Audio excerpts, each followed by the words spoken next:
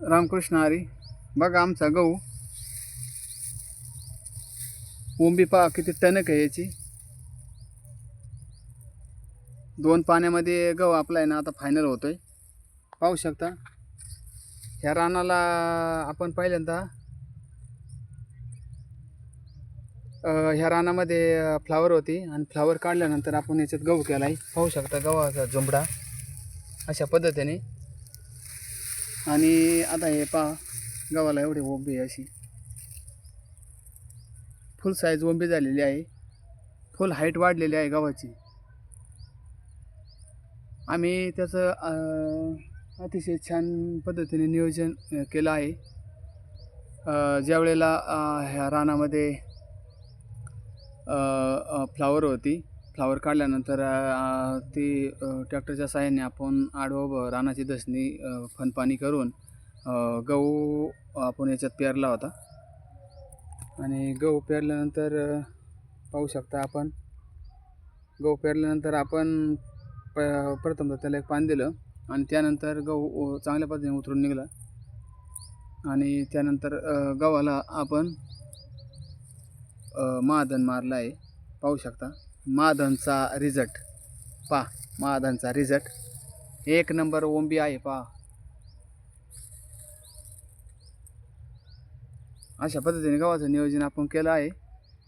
आणि गहू आता 2 पाण्यामध्ये गहू आपण सोडणार आहे, म्हणजे बाजूला काढणार आहे. तर अशा पद्धतीने हे गव्हाचं उत्पादन चांगल्या कमी खर्चामध्ये होते.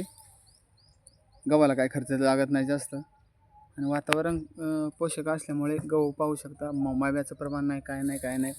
ओंबीसुद्धा अगदी टणक ओंबी आहे. आणि पाण्याचा तोटा नसल्यामुळं टायमिंगला आपण पाणी दिल्यामुळं गहू हाईट वाढली. आणि गव्हाच्या ओंब्या बघा अशा कशा पडल्यात. 1 नंबर गव्हाच्या ओंबी पडली पहा. अशा पद्धतीने आपण गव्हाचं नियोजन केलं आहे.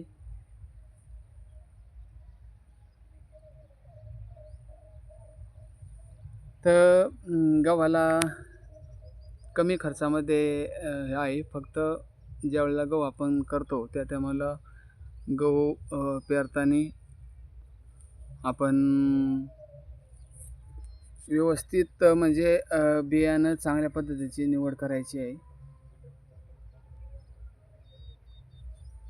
म्हणजे जेणेकरून आपल्या उत्पन्नामध्ये वाढ होईल अशा पद्धतीने आपण बियाणं खरेदी करायचं आहे.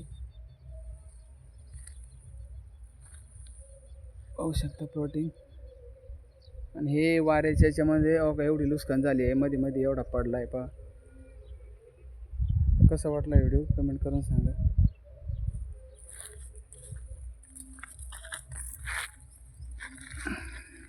तुम्हाला दाखवतो एका गव्हाला किती फुटवा आहे. 2 3 4 5 6 7 8 9 10 11 12 13 14 15 16 17 18 आणि 19. एका गावाच्या याला 19 फुटवा पहा. बघा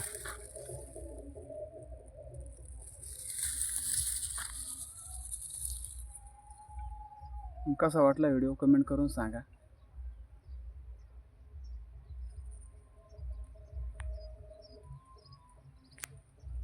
रामकृष्ण हरी.